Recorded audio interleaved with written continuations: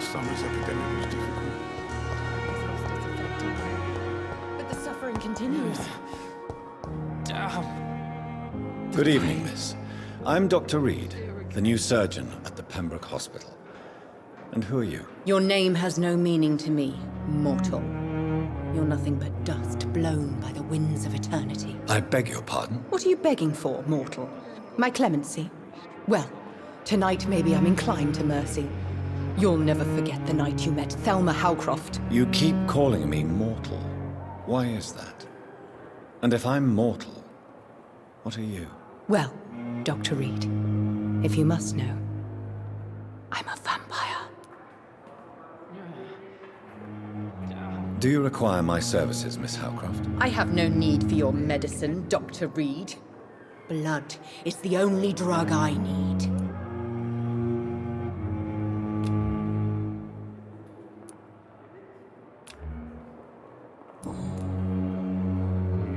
And why do you believe you're a vampire? I don't need to believe anything. It is what I am. It is what I feel within this hollow shell of flesh. Please, describe to me how you feel. What is it like to be a vampire? I can hear my body crumble from the inside as my flesh cracks and fades. I sense the last pulse of postulant blood within my drying veins. I need new blood. I see. Have you ever heard of Cotard's syndrome, Miss Howcroft? Never. It's a mental illness discovered by a French neurologist named Jules Cotard. The affected patients are delusional. They believe that they are putrefying, that they are dead, a ghost or a ghoul, or in your case, a vampire. Delusional, you say? Oh, sad and petty.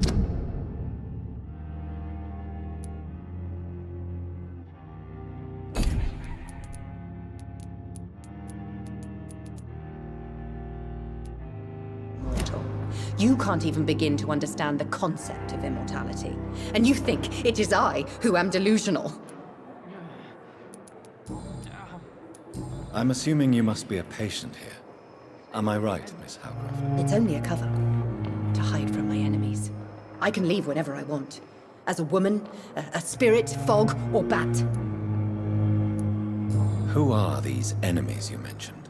Can you describe them? No, I cannot say for sure. But I sense their eyes on me from nearby. I feel them watching me every time I visit the garden near the morgue. The staff here are not your enemy. They're here to help you, to care for you. I'm not speaking of the doctors in white.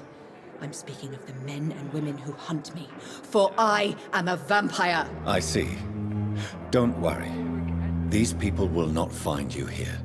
I'll personally make sure they leave you alone. Thank you, mortal. But do not interfere with them, for you are no match for those that hunt me.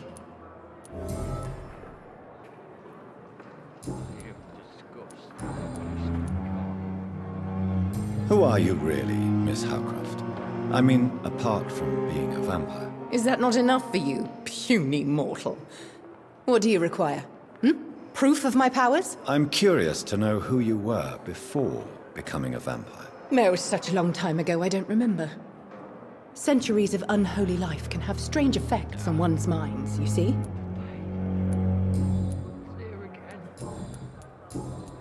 I'll leave you, Mistress of the Dark, to your nocturnal activities. Time has lost its effect on me, but the suffering continues. Fear and disgust on every street corner.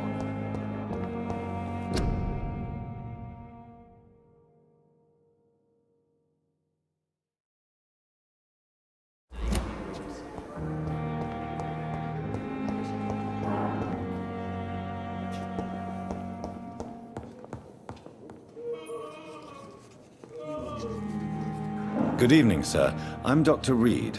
I believe we're going to be colleagues. Reed? Yes, I've been informed about your arrival. I'm Waverly Ackroyd. Welcome aboard, I suppose. Does my arrival inconvenience you in some way, Dr. Ackroyd? Let us just say that I don't particularly share Dr. Swans's enthusiasm for hiring you. What we need here are reliable professionals, not overrated dabblers.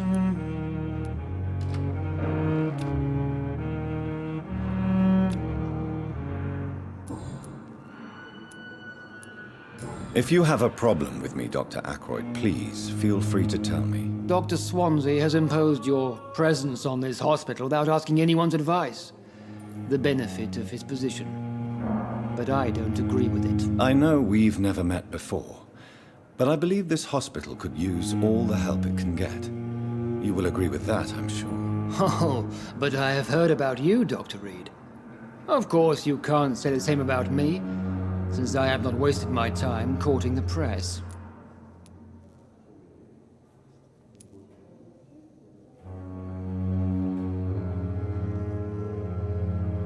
You are going to change your tone with me, my dear colleague, and very quickly. I don't think so.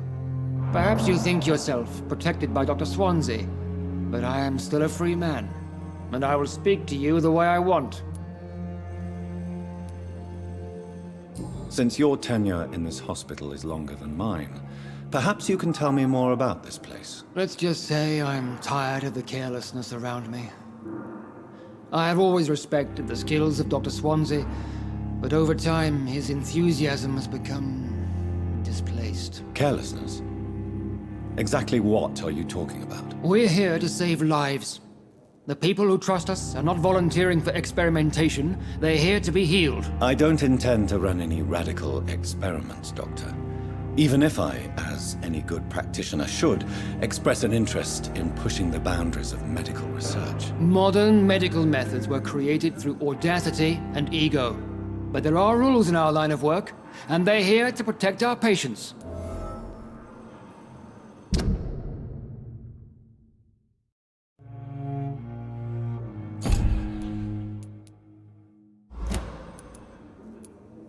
Since you're Let's just... careless, I don't... Modern med...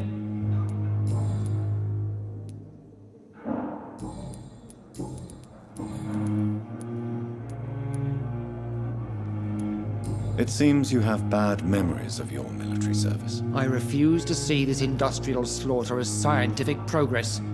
War only reveals the worst in men. We can at least agree on something, Dr. Ackroyd. I don't know what you've heard about me, but I have already proved my value as a practitioner. I don't question your skills, Dr. Reed, but your motive. Is it money, fame, or are you truly dedicated? And what exactly is that supposed to mean? I served in the war just like you.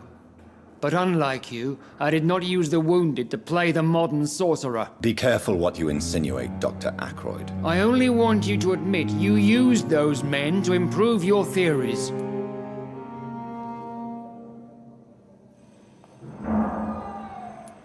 Knowledge has always been and will remain our main weapon, and it has always come at a price.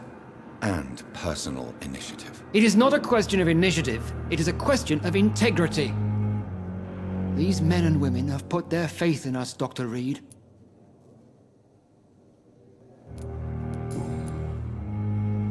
Thank you for your time. Good evening, Doctor. I believe we're going to be working together. Dr. Reed. Dr. Swansea informed us of your arrival, but I could not dare to believe we'd have such good fortune. Such an honor, sir. Thank you. And you are? I am Thoreau Strickland, Dr. Thoreau Strickland. I'm a great admirer of your work, Dr. Reed.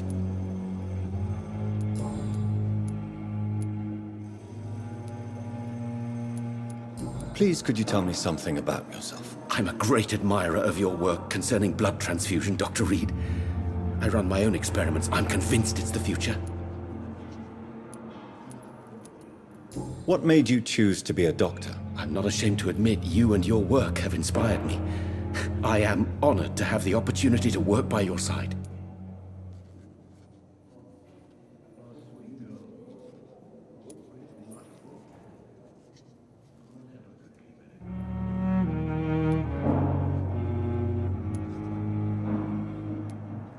You will obtain nothing from me by flattery, my young colleague. Oh, I was not flattering you, sir. Not at all. Just clumsily expressing my sincere admiration. I based my technique on my mentor's research. He helped me perfect my method. What is yours? I'd rather not talk about it. For now, it's just theories and first approach. My process is purely experimental. and unsuccessful. As long as you're cautious and methodical, you may remain empty-handed, but you won't fail. You're not the first one to warn me, but I am convinced knowledge is the main weapon against the ravages of this epidemic. What can you tell me about the Pembroke? Well, it has always been an honor to work with Dr. Swansea.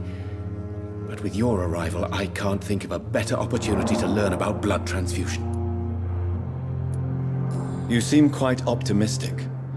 It's a rare and precious attitude in these difficult times. I'm convinced that this epidemic is a test of endurance and dedication for us men of science. Questions remain about our capacity to resolve the situation. True. Last summer, during the first wave of the epidemic, I used to joke with Milton about the extra work. We're not smiling now. Do you need help with anything in particular? Well, yes, maybe. I'm waiting for a batch of products I ordered for my personal research, yet my supplier seems to have vanished. Do you want me to play the errand boy for you? Oh no, Dr. Reed. But if you went personally to his shop, what with your reputation and all, he wouldn't dare to refuse the products I need. I see. Well, give me the address, for I may pass by if I have time. What do you think of Dr. Ackroyd's aversion to modern medical methods? It's a shame he's so narrow-minded. Dr. Swansea taught me that science is about exploring uncharted territory. I'm convinced that's true. With the influenza and all that's going on, you should put your differences aside, don't you think? Why is it so difficult to work together? I believe that if Dr. Ackroyd had been the one to discover the transfusion process, he would be the first to recommend its use. So you believe it's just a question of jealousy and pride? Dr. Ackroyd is as proud as he is blinded by his obsolete concept of medical science.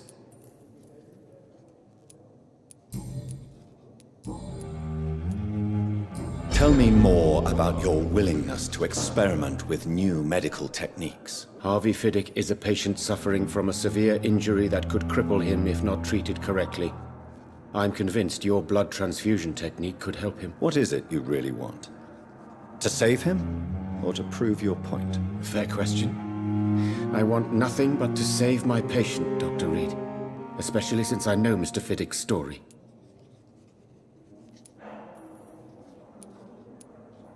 Tell me Mr. Fiddick's story. Our first diagnosis was compromised because Mr. Fiddick lied to us about the real origin of his injury. He first claimed it was an accident. But why would he hide such crucial information from us? Because he is a proud father, ashamed of putting his children at risk because of his own negligence.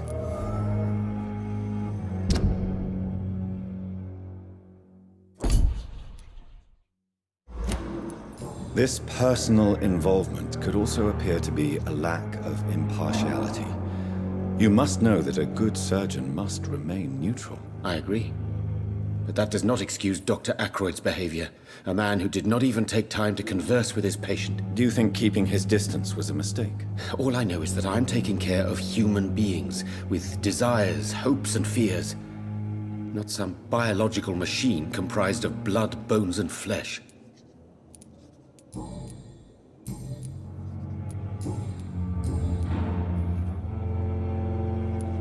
Goodbye, Dr. Strickland.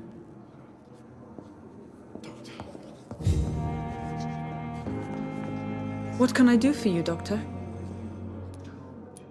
Thank you, Nurse Crane. We may lack the resources, but we have some of the most brilliant minds in London.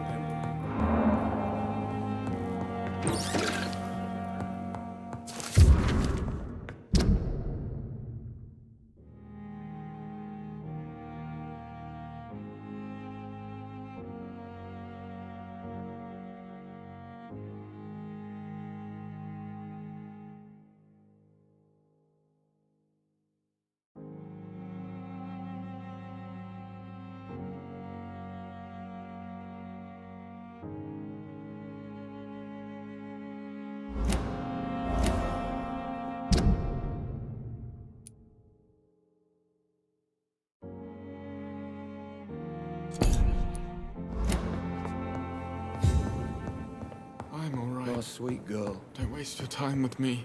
Like a book. I never could keep anything from her. Good evening, sir. I'm Dr. Reed. May I help you? I don't know if a third opinion is needed. Your colleagues are already arguing about my condition. I see. Would you mind telling me more about your situation? I'm Harvey Fiddick. All I want is to get me bloody arm fixed properly.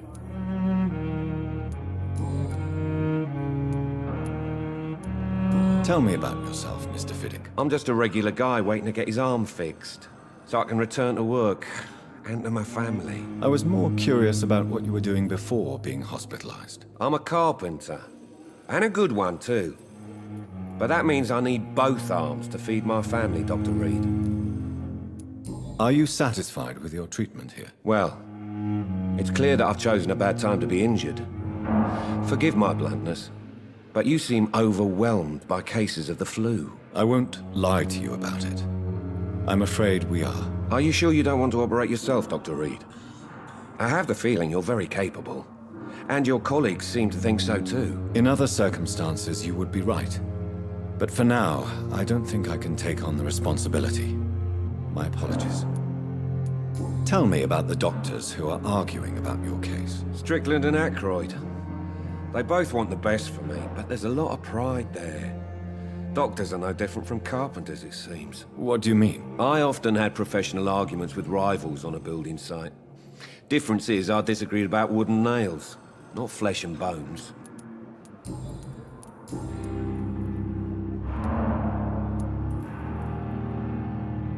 You seem worried about the safety of your family. And it's obviously the reason why your wound troubles you so much. I cannot give up on my children now. They both need me living. What about their mother, if I may ask? She died in 1915 during one of the first Zeppelin raids. We never found her body.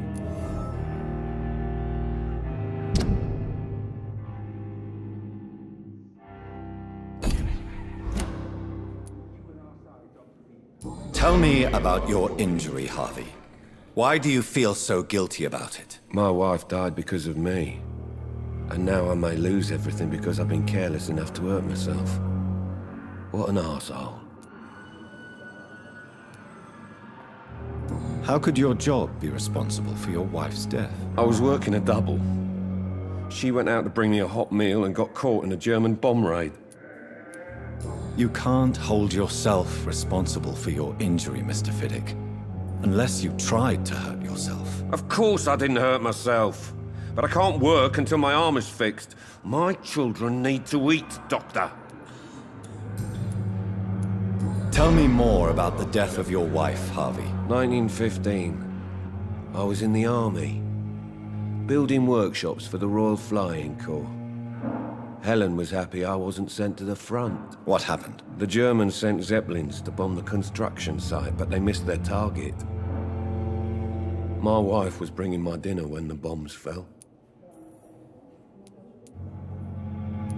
How are your children after losing their mother? They were smaller then. The only good thing about this is my Helen didn't bring them with her that night. I'm sorry for your loss. So many died during the bombings. I served in France and witnessed the carnage there. I would like to say that she didn't suffer. Truth is, I have no idea. I just know that I'm all that me kids have. Poor little bleeders.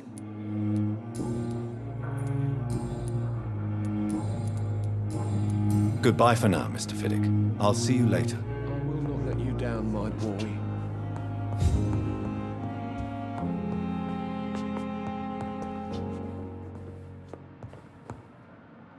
Good evening, madam. Can I help you? It's my son who needs you, sir. I'm Dr. Jonathan Reed. How can I help your son? I'm Beatrice Goswick, mother of Mortimer Goswick. Could you check on him, please, Dr. Reed? I've heard much of your talents as a physician.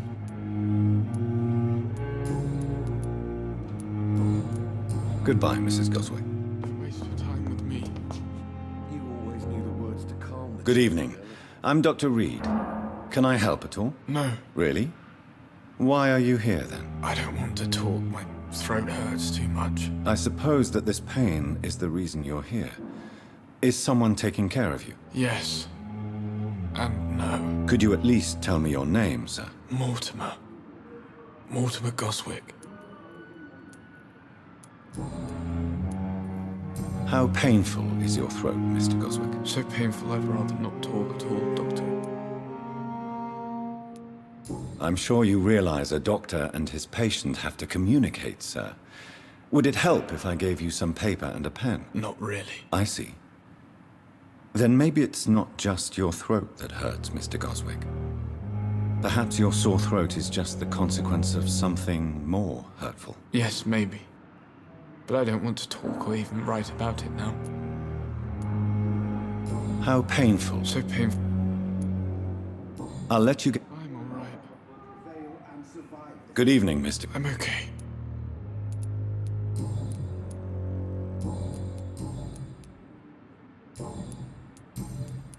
Tell me about yourself, Mr. Goswick. I don't want to talk, Doctor. I have to... I'm alright. Don't waste your time with me. Good evening, Doctor. What can you tell me about yourself, Mrs. Goswick? Not much to say. Just take care of my Mortimer and I'll cover all the expenses. That's all that matters.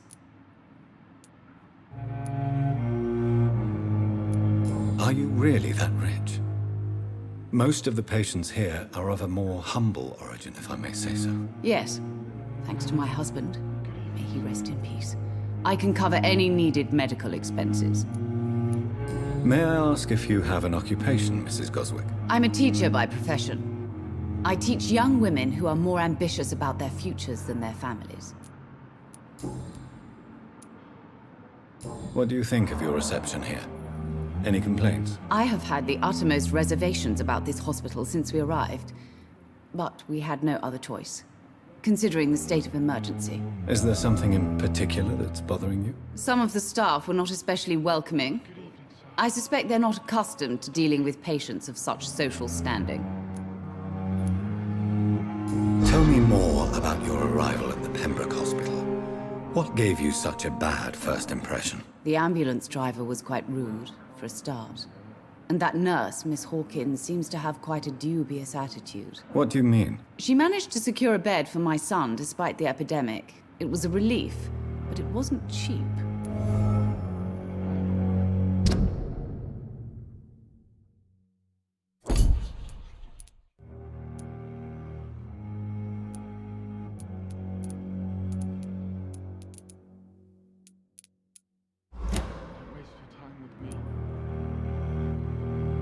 She charged you for a bed? Yes, and I paid without question, considering the urgency of the situation. I share your concern, Mrs. Goswick. Be sure that I'll talk to the people involved. I don't expect compensation, Dr. Reed. But I'm aware such behavior would not be tolerated in other hospitals.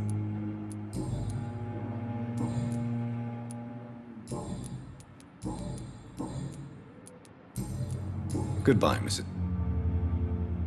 Good evening, Doc. Goodbye, Miss. Good evening. I'm okay. Why did your mother have you hospitalized here? She seems convinced this is a bad hospital. My mother just wants the best for me. She won't rest while I'm here. She'd go all the way to hell and back to help me.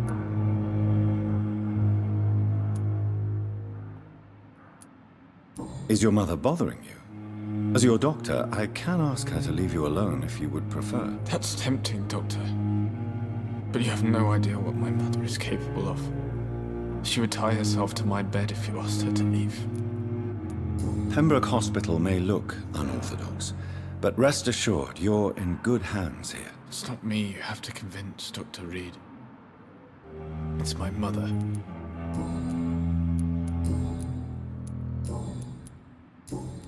I have to... I'm alright. Don't waste your time with me. My sweet girl. Reads me like a book. Come now, we should handle this. Anything from her.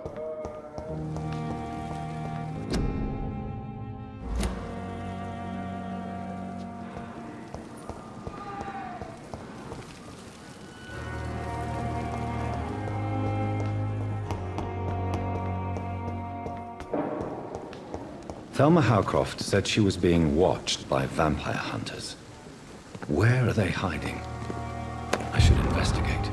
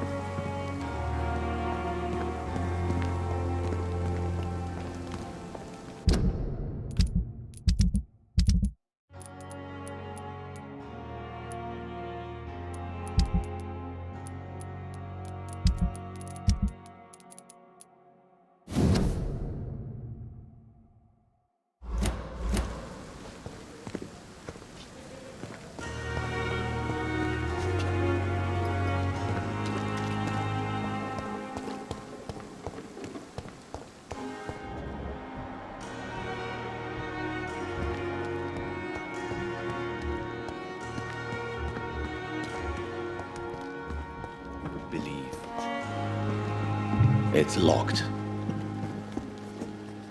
Good evening. I'm Dr. Reed. Always a pleasure to meet a colleague, sir. Especially when he was supposedly dead. A colleague? Are you a doctor too? Not anymore, sir. I used to be Dr. Rakesh Chadana. Now, I'm just Mr. Chadana, pawnbroker and humble guardian of this morgue. What do you mean, you used to be a doctor? Was your license revoked? No, sir. It is just that I like to be precise. I run a little pawn shop while taking care of the dead. But I used to be a real doctor.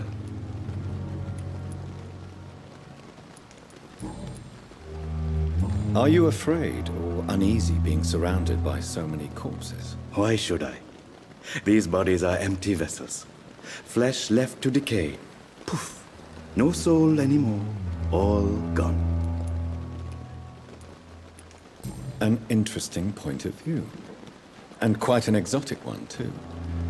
Most people fear, or at least have a respect, for dead flesh. Sir, as a medic during the war, I learned to face my death and the death of others. It's the pain we have to tame, not death itself.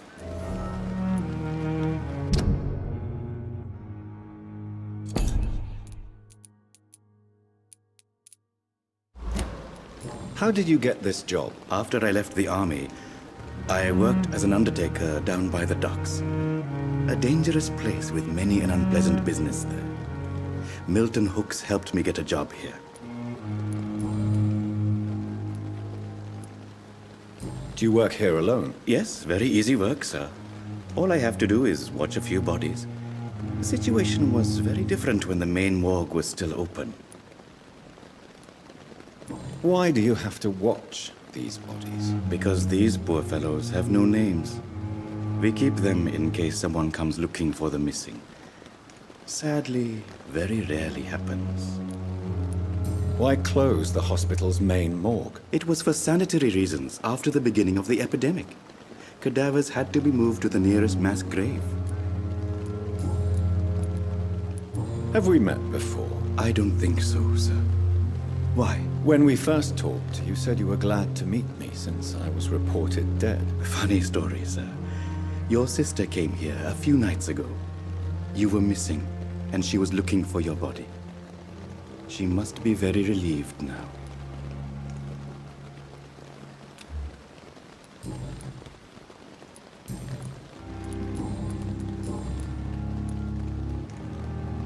A pawnbroker? I expect you get all types of people here. Yes, sir. All kind of people. For I sell all kind of goods. Who comes here to trade with you? It's very unhygienic, even unsafe. Diseases can spread. For the customers, for the hospital. I'm very cautious, sir. I've been a doctor, remember? And all my clients are good people. In fact, I think I only know good people. What kind of goods? With the quarantine, it's not always easy to buy things. So I trade, I exchange. Some people sell, some others buy. I like to help. Since you're not afraid of dying, do you believe in life after death, Rakesh? No. I believe we must do all the good we can while alive. For our time is short, and the obstacles are endless. Do you think you would enjoy immortality as a concept? I don't think so. Don't mistake me. I love life, and I'd like to live a long life. But everything has to decay, sir. Even goodwill. Do you really believe goodwill cannot last? As I said, sir, everything decays. If I was to never die, goodness, I would be bored or worse. And I like to be helpful, sir. Quite depressing, wouldn't you say? Yes, but the good news is, we'll all die before losing our humanity, sir. So you're ready to die? No, I am not. I don't fear death, for I won't see it. What troubles me is the pain my death will inflict to those I know. You're a wise man, Mr. Chidana. No, Dr. Reed. I am a foolish man. But I like to think otherwise. Please show me what you have to sell. Of course. It